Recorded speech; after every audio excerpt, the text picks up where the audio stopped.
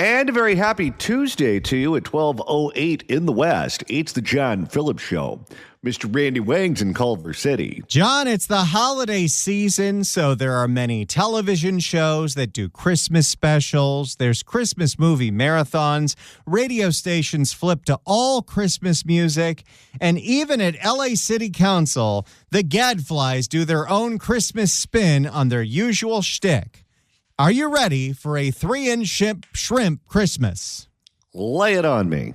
对那请你相信我会不离不弃我心永恒海枯石烂请定会必精简 That's all I want when Christmas comes to town Okay, That's so all I want when this does not sound like it's on the comes to agenda town. based on your last statement. I'm going to ask you, please stick to the Item items. number You know that if you interrupt him, it's only going to make it worse. Oh, yes. Item items number that are item number open. 3. Now move on to item number 3. 冲破大风雪，坐在雪橇上，奔驰过田野，欢笑又歌唱。 Boy, he just puts me in the Christmas spirit. Never a dull day at LA City Hall. Does anything actually get done to solve the city's problems? No. But there's bizarre entertainment to be had. 800-222-5222 is a telephone number, 1-800-222-5222. We know that in the state of California, public transit is not reliable, it's not clean, and it's not safe.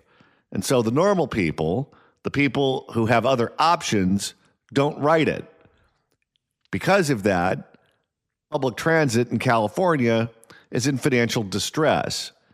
And since they're unwilling to make sure that it's clean, safe, and reliable, what are they going to do? Well, they want more money from you. That's what's now going on in San Francisco with a proposed parcel tax to bail out Muni. This is on top of the proposed ballot measure to bail out public transit in the 5 Bay Area counties, on top of the proposed bond measure that will be on the ballot to bail out public transit statewide. There's going to be 3 different measures on all kinds of different levels to bail out public transit in 2026. So nobody's using it, and it's going to cost us a fortune. Meanwhile, everyone moved on to Waymo. For more, here's KPIX in the Bay. In San Francisco, with plans for a new lifeline for Muni, the transit agency is dealing with a massive budget deficit that's already forced it to cut service. So now city leaders are proposing a parcel tax that would go before voters next November. Because, homes aren't already expensive enough in San Francisco. I don't know how anyone with a family in particular affords to live there. Most people with families don't. Our Kelsey Thord heard from some transportation advocates. San Francisco is the land of the dinks. Our Kelsey Thord heard from some transportation advocates who say it doesn't go far enough. They want more. And you know what? They'd probably get it. Lisa Platt moved to San Francisco over a decade ago, specifically so she would no longer have to drive to get around town. This really offered us freedom of movement. Honestly, it offered us the opportunity to have that third glass of wine and stuff. Finally, somebody honest about why they want to live in a big city with public transit. Yay for being a functioning alcoholic. I want to wander around and stumble around and not have to worry about driving because I'm a louse. At least she admits it. I am proud of her. Well, if this tax is the final straw, she can always move to Laughlin. Honestly, it offered us the opportunity to have that third glass of wine and still make it home. And so we chose a location. At that point, why not buy the bottle? That would be my guess. Some places will give you the cork to take that bottle home, but not many people take the restaurant up on that. If you're being interviewed by the news, you can infer that that's what you're doing, but it's just crass to say it out loud. And so we chose a location in the city that had tons of bus service to allow us massive amounts of access to the city. But recently, Lisa says that bus service that made the city so appealing to her has seen significant cutbacks. I lost the 41. I lost the 10. I lost 45 night service. So if I want to go out in North Beach, I can. Now she can't go to any of the Italian restaurants in North Beach and have Aperol spritzes. And that pasta is house made. I can no longer get home past 10 p.m. The SFMTA says it has been forced to make cuts because the agency is facing a more than $300 million annual budget deficit. To try and fill that gap, city... It didn't help that a whole bunch of Muni riders got scared of using the service after a Muni operator fell asleep at the wheel. I love the fact that fixing the system is something that's just not even on the table. Can't do that. To try and fill that gap, city leaders are proposing a parcel tax, which would go before voters on next year's ballot.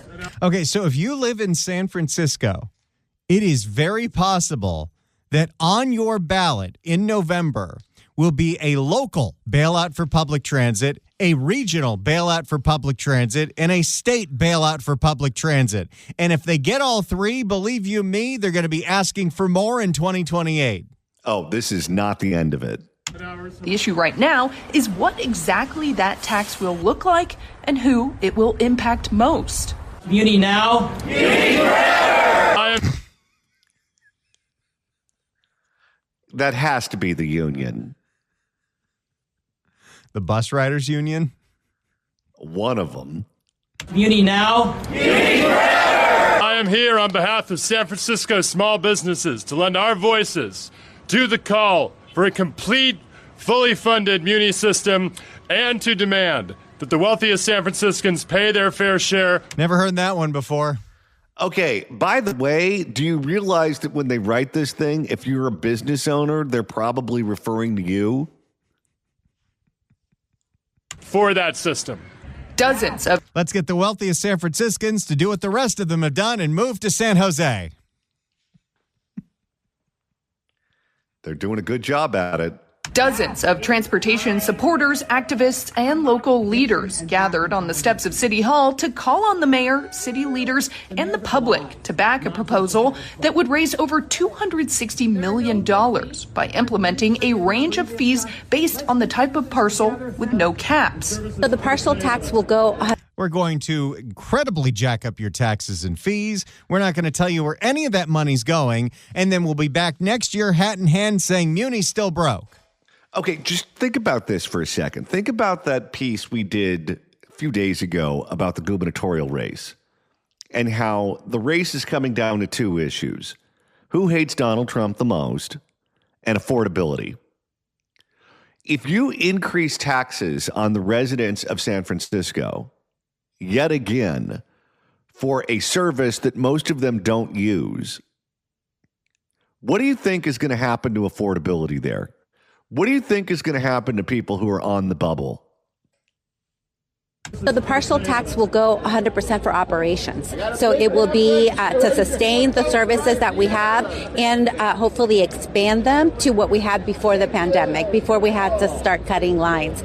You know, when you opened the buses to everybody, they turned into homeless shelters and you scared away the public from ever wanting to use them. And typically, by the way, I know this is a tax, not a bond, but when you put a bond on the ballot, that's usually for brick and mortar infrastructure. That's usually because you're expanding the line or you're adding more trains or you're purchasing something tangible. If the money is just going to go to the operating expenses, you're not going to see anything for your money. You notice how the one thing that's never on the table is just raising the price of the fares for the people that actually use the system? Got to keep that at $1.75. What's crazy is they're not hesitant to do that to students, because if you go to a UC school or a Cal State school, they raise that tuition. If you go to a municipally owned golf course and the city's broke, they'll raise the fees to golf. Why not just raise the fees on the people who use the bus? This proposal is an alternative to a parcel tax backed by Mayor Daniel Lurie.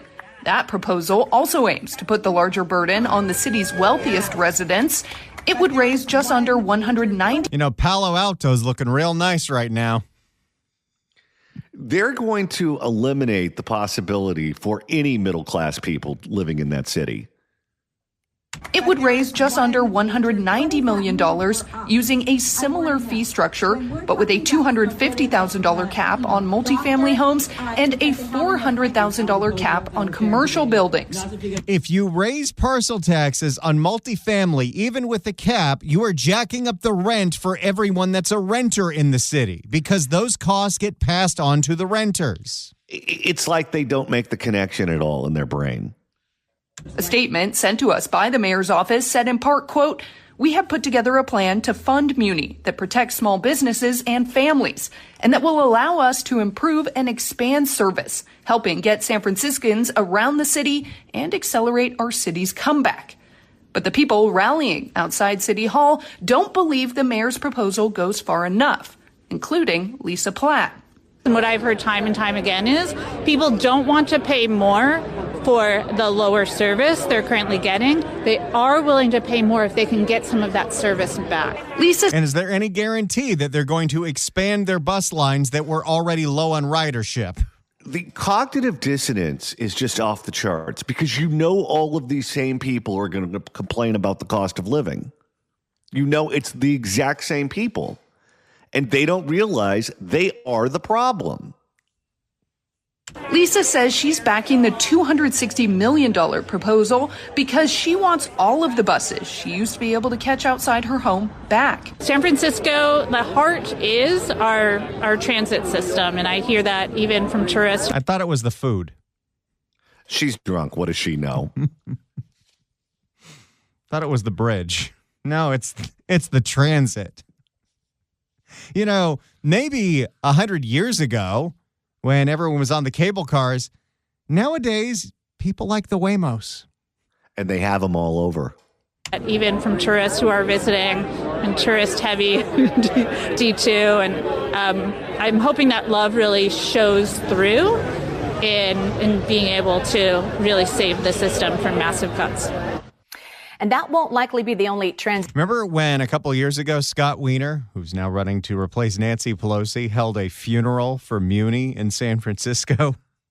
What is this odd affection for public transit that these people have? Every once in a while, you'll see someone who treats their pet as if they're a person, and they'll push them around in a baby carriage or something like that. What's wrong with that? But these people act as if the trains and the buses are like the chihuahua that you put in the baby carriage.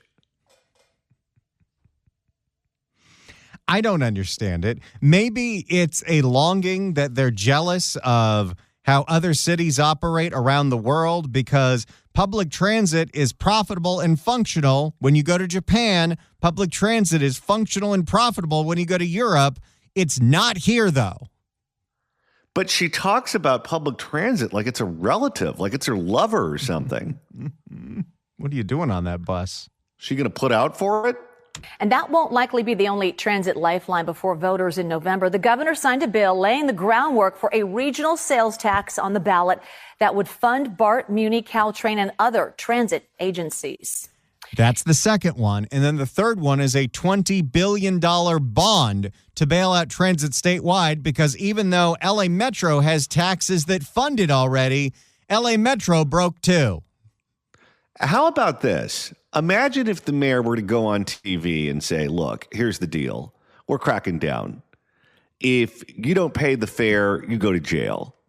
If you are crazy, we're going to take you off the train and we're going to put you in an institution. If you're a pickpocket and we catch you, you're going to jail and we're going to make life miserable for you. The only people who can ride the trains and ride the buses now are people who buy tickets, people who don't rob other people, and people who are willing to make sure it stays clean. And if you are not one of those types of people, you can't get on the trains or the buses. So we're open for business for all the normal people. They don't have the budget to police that. But that's what it would take for me to get on. Yeah, next time I go to San Francisco, I don't see myself riding the Muni anytime soon. I really like the Waymos. Well, sometimes it's the most efficient way of getting there. So let's say you're in San Francisco and, well, I was going to say you're going to a baseball game in Oakland, but you won't be doing that for a while. And we still got our Oakland A's, baby. No, you don't. But that was the most efficient way of going. And John, what was it like when you got off the BART at Oakland Coliseum? When we got to the East Bay and we entered Oakland, it looked like Miami after Hurricane Andrew hit. There was trash everywhere and burnt out RVs occupying every parking spot I saw. And graffiti on everything, including single-family homes. And then you had to walk on this catwalk, this bridge sort of thing, from the station to the stadium that had like a chain link fence around it. And then there was an encampment of RVs below you. It was quite a scene, all to see the Angels lose. What are you going to do? It's a passion. 800-222-5222 is telephone number. 1-800-222-5222. If you'd like to email the show, you can do so at johnnydon'tlikeshow@gmail.com. That's johnnydon'tlikeshow@gmail.com. And Randy, you're monitoring the mailbag. Susan writes in at johnnydon'tlikeshow@gmail.com. John and Randy, all parcel taxes are poison. Parcel taxes go up exponentially every year without end. Isn't that a problem? Isn't that the problem? And how come no one in San Francisco knows that? Gullible idiots. And if you want to go back and listen to yesterday's program and find out what you missed out on if you were doing something else between noon and 3, Randy, that's easy to do. What were you doing? I thought we have a standing arrangement here. We do this 3 hours a day and you listen. Don't leave. Don't be flipping around that dial. Hey, if you want to listen to the rest of this podcast, all 3 hours every day, all the 15 hours a week, search for The John Phillips Show wherever you get your podcasts, whether it's the Apple Podcast app, iHeart, Spotify. Search for The John Phillips Show. Hit subscribe. You can download all the episodes. You can do a Google on the YouTube. You can get the free KABC app. You can get the free KSFO app. You can get the KMJ Now app. We're on that station Saturdays at 2. Either way, you'll be full of all the content that's guaranteed to give you some kind of enjoyment. You flip around on that dial, I can't guarantee that you'll enjoy what you'll see. It's like Pammy Price says. F around and find out. In the meantime, what do you say we make a couple of listeners very happy? I don't know if we can. The phones aren't working. Oh, that's true. Well, we'll do it later on in the show. We'll get your Flock of Seagulls tickets next hour. Maybe. 800-222-5222 is telephone number. 1-800-222-5222. If you'd like to email the show, you can do so at johnnydon'tlikeshow@gmail.com. That's johnnydon'tlikeshow@gmail.com. And Randy, you're keeping an eye on the mailbag. Here's another great one on public transit. It comes from Mike, who writes in at johnnydon'tlikeshow@gmail.com. Good afternoon, John and Randy. Public transit is the most unsustainable business model. 2 years ago, I received an email from LA Forward, who is advocating for free bus service statewide. And to make it sustainable, everything would be paid for by the state. They reasoned that fares only represented 4.8% of the operating cost. So I asked my employees, and they told me that fares in LA were $1.75. If you round that up to 5%, you can see that $1.75 is 5% of $35, which is the real cost of every ride. Bring on the Waymos. Well, if you doubled it, they would all complain, but you still wouldn't come close to the actual cost of the ticket. No. And these budgets are bloated. LA Metro is constantly under construction, yet shockingly, it still doesn't go anywhere. Well, double the costs. Start there. When I was an undergraduate at Cal State Fullerton, they had no problem raising the tuition. All right. We now have an update for you on a story we did yesterday involving the stabbing death of a San Francisco social worker. That man, the stabber, the hospital patient that murdered the social worker is actually getting charged with murder. For more, here's KTVU, Fox 2. And police say this suspect had threatened a doctor only to allegedly kill a respected social worker here at SF General, where the latest vigil. So you don't, I don't know, when he threatens the doctor, put him in a straitjacket? I'm telling you, what you need to do is just drug them out of their mind. That could have the reverse effect. A respected social worker here at SF General, where the latest vigil is now underway. This tragedy once again raising questions about safety. And it's heartbreaking to see someone who, again, came to work that day to help others lose his life in trying to do so. San Francisco DA Brooke Jenkins weighing in after charging a patient with murder in the stabbing death of a well-known social worker at SF General Hospital. The suspect had been flagged by the victim himself as a danger. So the hospital knew that this guy was a problem, did nothing, and the man who complained that, hey, this guy's dangerous, ended up getting murdered. Well, I think where you end up is those people do not belong in public hospitals. They belong in mental institutions. Hospitals are not equipped to deal with this kind of violence. How many of the major problems that we see in California every single day can you tie back to closing mental institutions? I can already tell you that's where this nut belonged. The suspect had been flagged by the victim himself as a danger.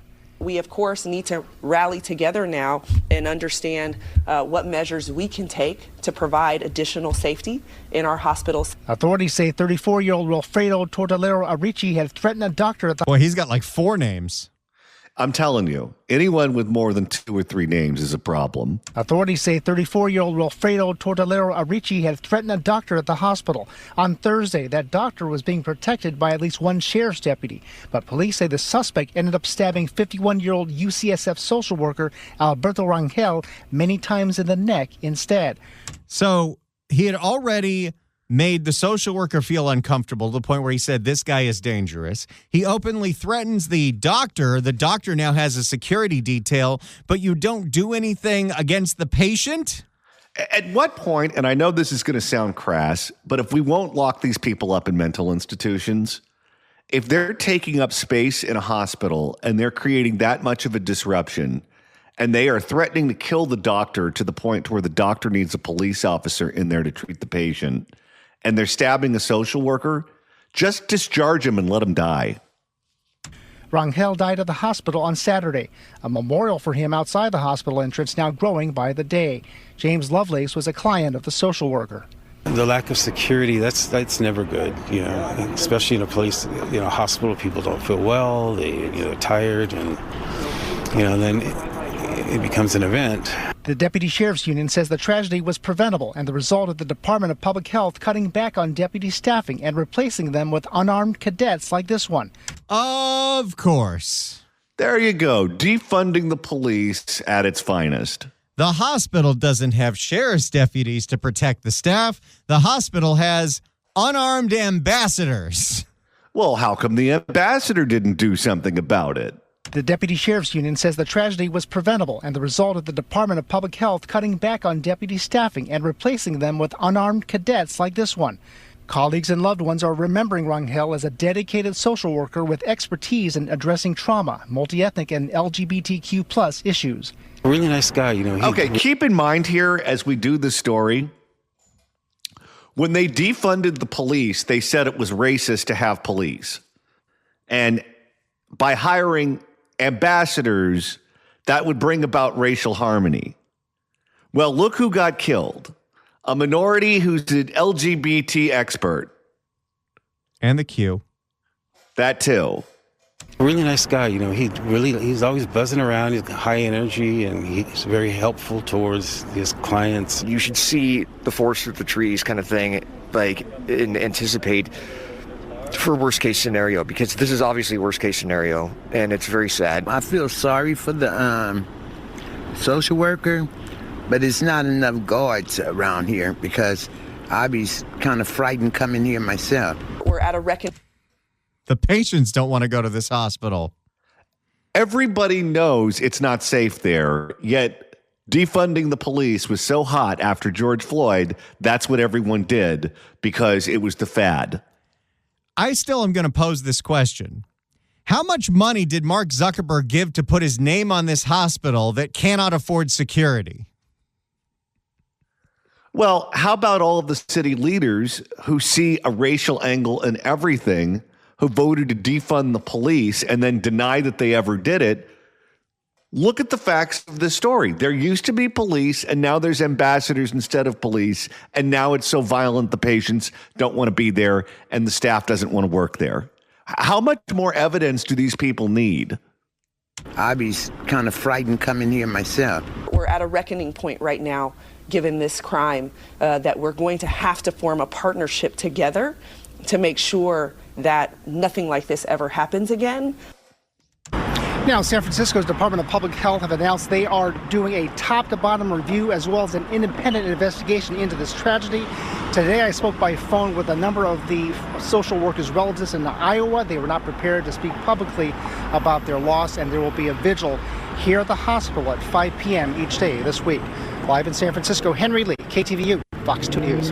So there's the latest on the murder of the social worker at San Francisco General. I'm not calling it Zuckerberg Hospital. And the alleged killer is exactly who we assumed it was yesterday. What do you know? We're clairvoyant. Let's go to Paul in San Francisco. Paul, hello. Yes, I'm a veteran Muni operator for years in Muni, and now the MTA refused to have independent security agency or members to operate on the buses, and that's one of the major problems. Also, many of these advocates keep on asking for all these increases in service. They never mention where the funding is supposed to come from, and none of them ever operated a bus. So I wonder how they became such experts. No, and I don't understand why it's such a mystery to them that if we just made the buses clean and safe across the board, you would get people who would be willing to buy tickets and use them. And the experience for everyone would be so much more pleasant for the riders, for the personnel that work on the bus, for everyone involved. And for whatever reason, they're not willing to crack down on the bad actors who are making it unusable for everyone else. They play the race card for the back actors. That's was excused for years, that if we have security on the buses, poor minority people are going to be the ones that are harassed. That's the usual game card that they play. Well, if you don't want to be harassed by the cops, then don't rob people. Don't give people a hard time. If you're just sitting in your seat and you're looking out the window or you're playing on your phone or you're talking to the person next to you, you have no problems. You have problems with the cops on the bus when you try to take someone's wallet or watch or whatever. The stories that we hear on the news on a daily basis. If you don't want a cop in your face, then follow the rules. Yes, it's really very simple. You said it before: clean, safe, reliable system. And there's too many politics from the MTA community. All right. Thank you for the call, sir. 800-222-5222 is the telephone number. 1-800-222-5222. The Fix California Hour coming up after the news at 1. Let's go to Frank in Alameda County. Frank, hello. Hello. How's everybody doing? Good. So I've worked in Alameda County for probably about 30 years, dealing with psychiatric patients and some of the stuff that I've endured and how the county and everybody wants to placate to these, and it becomes a burden on the 911 system where we're, in essence, dealing with these on a regular basis. It prevents us from going to calls that actually require our assistance. And the city keeps just, throwing, or the county just keeps throwing money into these systems, and it's not helping out the system. I mean, we're taxed countywide. I wonder, hearing you make the statement that you just made, given everything we know about the LA fires, the fires in Pacific Palisades, and how the firefighters were pulled off of the initial fire when they told their superiors that the fire wasn't fully extinguished. I wonder if they were pulled off that fire specifically to deal with the bums, and that's why the Palisades burned down.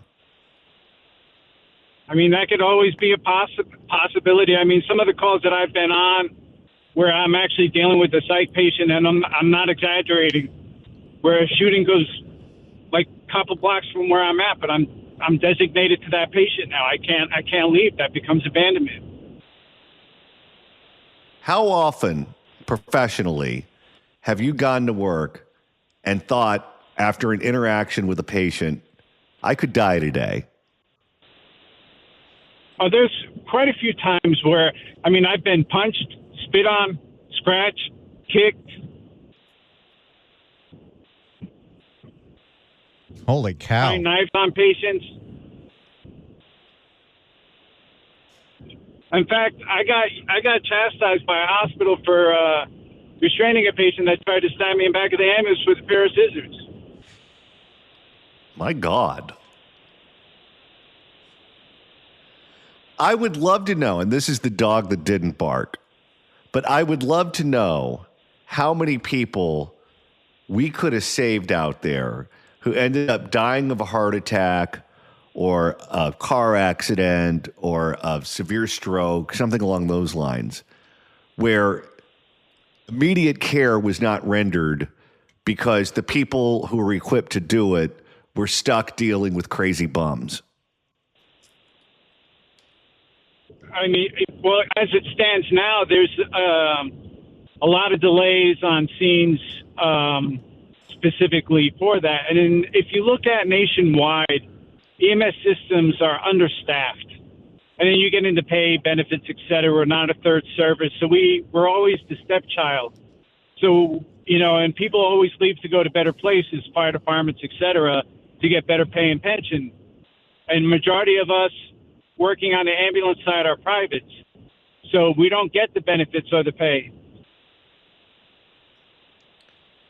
Well, thank you for calling in. Thank you for sharing your story, and thank you for doing what you do. I wish that people in positions of power in this state did more to treat you guys better. Yeah. Well, thanks for listening. All right. Thank you for the call, Sarah. Here with an update on the Oakland Unified School District being an absolute mess, Mr. Randy Wang. I feel like it's Groundhog Day because it's the same story every month. Oakland Unified is facing a massive budget deficit. They're running out of time to do anything about it, and they're not doing anything about it. For more, here's KPIX. The Oakland Unified School District won't be able to put off painful decisions any longer in the face of No, they'll keep finding a way. They seem to do that every month. In the face of a massive budget shortfall. District leadership has exactly 1 week to come up with a final plan to cut $100 million from the budget for the upcoming school year. Da Lin spoke to parents and teachers about the dire consequences if the district is unable to close that gap. Some school board directors say school closures and mergers are off limits, but everything else. Then how exactly are you going to shave off 20% of the budget? They expect Gavin to bail them out.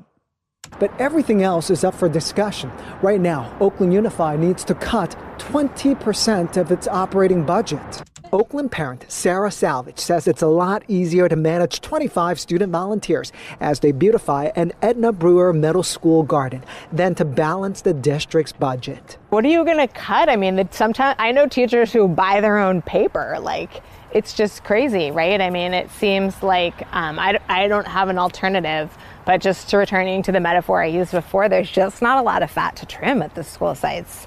Then there's something fundamentally wrong with the system. Oakland Unified has a declining enrollment. If you can't justify keeping a school open and you can save money on combining two schools into one, that's what you have to do. That's what they do in the private sector.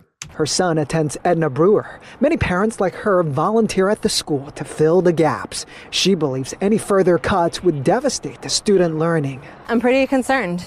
I know there's a lot of schools that are really struggling. But district officials have to cut $100 million for the next school year. Otherwise, the state and county could once again take over the district. Which, by the way, Oakland Unified got out of receivership last month. And you know that's coming again, too. But it didn't matter. Even when Oakland Unified was in receivership, they ran all of these deficits. So even if the state is in charge, it doesn't matter. Well, they're not much better than the locals. The district just came out of state receivership in July. To lose local control, I think, again, for our staff, for our labor partners, for everyone, to lose local control is disastrous. The board initially tried to make cuts only to the central office, but that wouldn't be enough. Now everything is on the table. If they had $100 million just in the central office, that'd be something. But guess what? There's just a fundamental problem with this district. And they refuse to reform. But that wouldn't be enough. Now everything is on the table, from cutting school programs to laying off educators. It's a daunting task. It's going to be a painful outcome. But I do feel this puts us on the road to streamlining and to spending what we have. Any program that doesn't have its own dedicated funding is really under threat of being cut. And the last part is, since most of our budget, 80% of our budget is spent on staffing. This is like the one common sense board member. If he gets let go with the budget cuts, I think he could have a career in VO. They might vote him out if he actually does what he needs to do. By definition, this is going to involve reducing our staffing levels across the board in every position. It's a velvet voice. It's a tough sell to students and parents when many schools are already operating at the bare minimum. Then there's too many schools and not enough students. This isn't that complicated. What they expect is they expect to see their enrollment in free fall and no one to lose their job and no school that gets shut down. That's the latest in Oakland, everybody. How can you justify that? How can you make an intellectually honest argument saying we don't need to downsize even though we have a lot fewer customers?